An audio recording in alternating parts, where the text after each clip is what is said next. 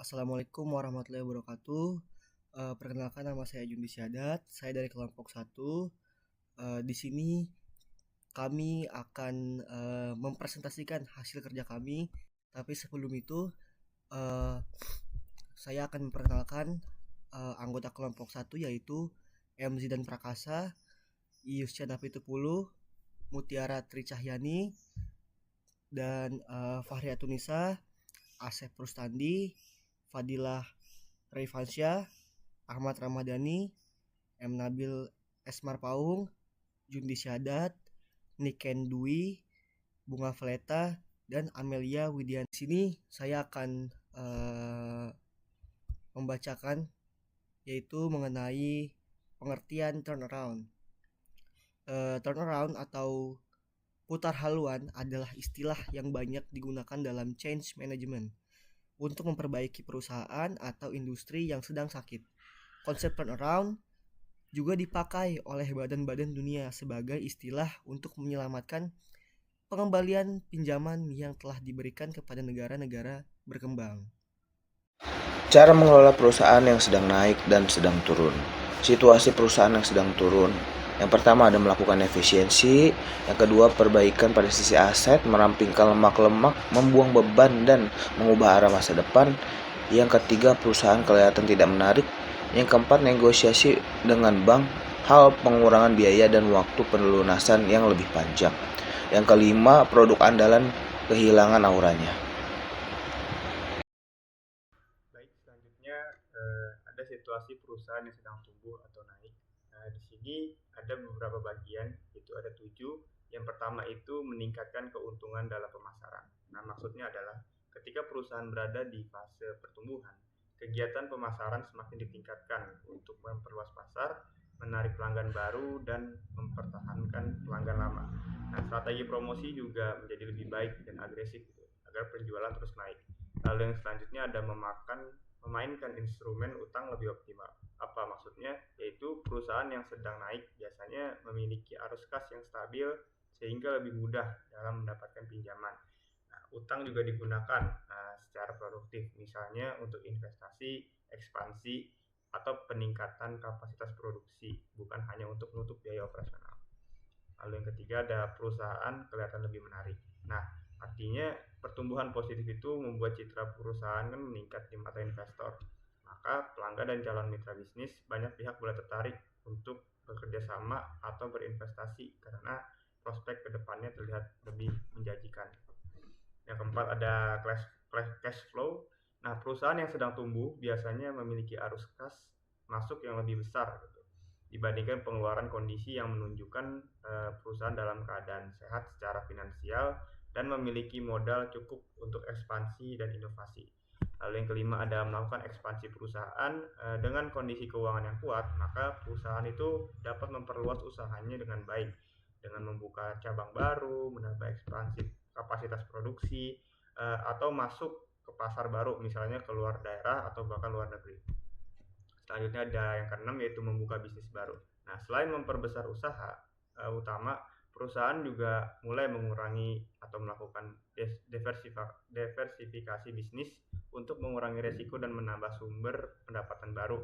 Contohnya perusahaan makanan membuka lini minuman atau makanan yang snack atau makanan ringan. Lalu yang terakhir ada menambah karyawan. Nah, pertumbuhan bisnis menuntut tambahan tenaga kerja. Nah, hal ini berarti membuka lowongan baru bagi karyawan. Nah, maka ditingkatkanlah pelatihan untuk karyawan lama dan memperluas struktur organisasi agar lebih efisien. Baik, selanjutnya ialah apakah turnaround masih memungkinkan? Di sini ada beberapa indikator yang dapat dipakai perusahaan untuk melihat seberapa jauh perusahaan dapat diputar haluannya. Yang pertama ialah dukungan yang kuat dari stakeholder, termasuk para pekerja, komunitas, dan pemegang saham. Bila ia sebuah perusahaan besar, dibutuhkan pula dukungan dari negara.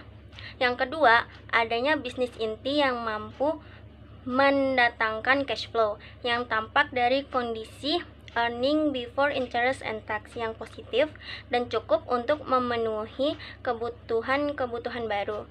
Yang ketiga, ialah adanya tim manajemen yang solid dan tangguh untuk mengendalikan operasional perusahaan.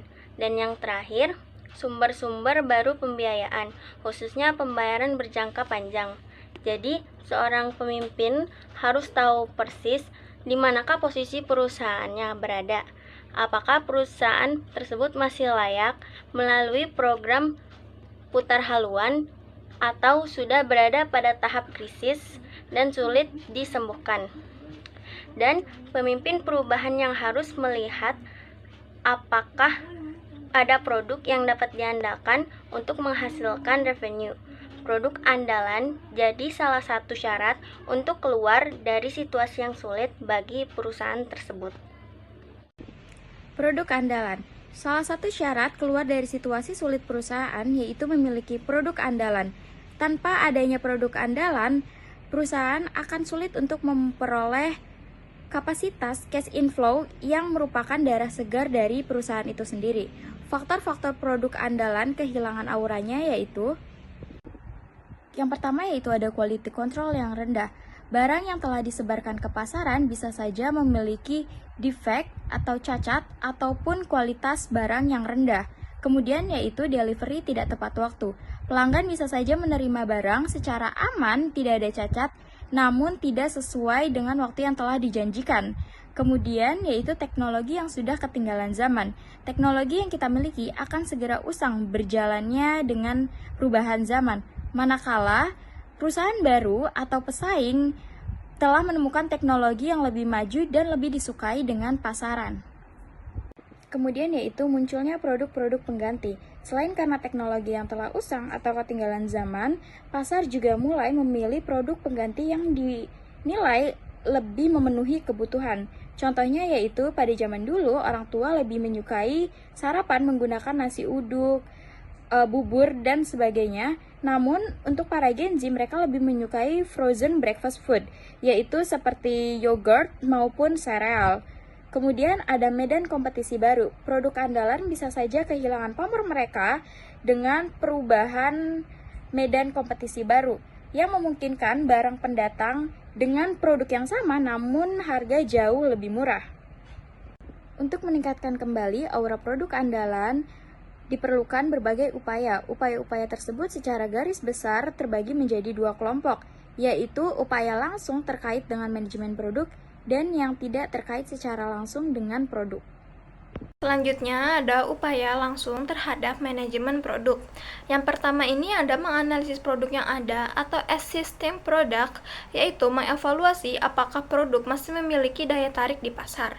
Yang kedua ada memperluas pasar dan konsumen atau disebut market expansion, yaitu mengembangkan produk lama untuk pasar baru atau menciptakan produk baru bagi konsumen lama. Yang ketiga ada mengubah pendekatan pemasaran atau disebutnya itu approach atau how, yaitu menggunakan cara baru dalam menjual dan memasarkan produk. Jadi, pada dasarnya atau konsep dasarnya ini adalah memperbaharui cara pemasaran agar lebih relevan dengan kondisi pasar baru. Upaya tidak langsung mengubah budaya korporat transformasi nilai-nilai, bukan hanya mengganti simbol atau ritual, tapi mengubah cara berpikir, nilai dasar, dan kebiasaan kerja. Terus yang kedua, efisiensi, membentuk task force atau gugus tugas khusus untuk menangani masalah efisiensi. Yang terakhir, reorganisasi, melakukan penataan ulang organisasi untuk memperbaiki sistem kerja dan SDM, bukan sekedar mengganti orang atau jabatan, tapi membangun pola kerja yang lebih efektif. Selanjutnya ada destinasi, sumber daya, dan penghargaan. Untuk melakukan turnaround tentu saja dibutuhkan lebih dari sekedar research, seperti sumber daya, dana, alat, dan keterampilan. Ada 5 hal yang perlu dimiliki. Yang pertama, pengakuan di mana posisi sekarang. Yang kedua, visioning atau gambaran tentang posisi strategis ke depan. Yang ketiga, ada destinasi atau sasaran yang jelas. Yang keempat, sumber daya, dana, alat, dan keterampilan untuk mencapai tujuan atau destinasi tersebut. Dan yang kelima, ada pengakuan atau penghargaan terhadap para pelaku perubahan. Selanjutnya, slide ini yang bertemakan memilih CEO turnaround, pada saat sedang mengalami penurunan, perusahaan membutuhkan lebih dari seorang manajer, yaitu pemimpin leader yang cakap dalam mengelola, punya keberanian, dan menantang asumsi-asumsi yang sudah dipercaya para pengikut dan selera yang tinggi. Ada dua jenis manusia pemimpin. Yang pertama ada pemimpin reaktif, yaitu orang yang cenderung menutup diri terhadap alternatif, terlalu cepat bereaksi untuk segala hal, mudah tersinggung, dan lebih terang melihat kesulitan dan di balik setiap kesempatan daripada sebaliknya. Nah, selanjutnya ada pemimpin yang kreatif. Nah, ini adalah orang yang berhasil mengendalikan agresivitasnya dalam bentuk komunikasi yang teratur dan menimbulkan semangat kerja. Pemimpin ini cenderung kreatif mencari jalan keluar dari setiap kesulitan yang dihadapi, dan ia melihat dengan terang kesempatan-kesempatan yang ada. Jadi, dari penjelasan ini bisa kita lihat atau kita simpulkan kalau dalam situasi perusahaan yang sedang menurun, sosok pemimpin yang dibutuhkan bukan yang reaktif, tapi yang kreatif. Karena pemimpin kreatif bisa melihat peluang di tengah kesulitan dan mampu membangkitkan semangat tim untuk bangkit bersama. Dengan kata lain, keberhasilan turnaround perusahaan sangat bergantung pada cara berpikir dan sikap pemimpinnya. Gitu aja.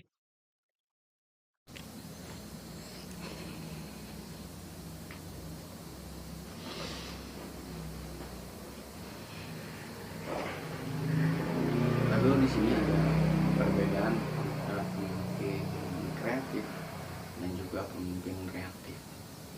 Di dunia ini ada dua jenis pemimpin, yaitu yang pertama yaitu pemimpin reaktif. Pemimpin ini yaitu orang yang cenderung menutup diri terhadap alternatif, terlalu cepat bereaksi terhadap segala hal, mudah tersinggung, dan lebih terang melihat kesulitan di balik setiap kesempatan. Yang kedua yaitu ada pemimpin kreatif, yaitu pemimpin yang mampu mengendalikan agresivitasnya dalam bentuk komunikasi yang teratur dan menimbulkan semangat kerja. Lalu di sini ada tanda-tanda atau ciri pemimpin yang reaktif, yaitu yang pertama cenderung menolak perubahan, lalu cepat tersinggung, mencurigai, wawasan sempit, konservatif, iri, dengki, dan cemburu. Dan yang terakhir, cause and effect. Lalu ada tanda atau ciri pemimpin kreatif, yaitu yang pertama cenderung mendorong perubahan, objektif, berpikir positif, lalu ada memiliki wawasan luas dan ide cemerlang, motivasi tinggi, can do, oriented, or spirit.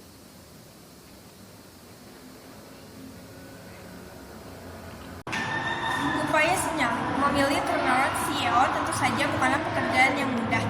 Bahkan selalu dikatakan proses ini menentukan sekitar 60% dari keberhasilan sebuah proses turnaround.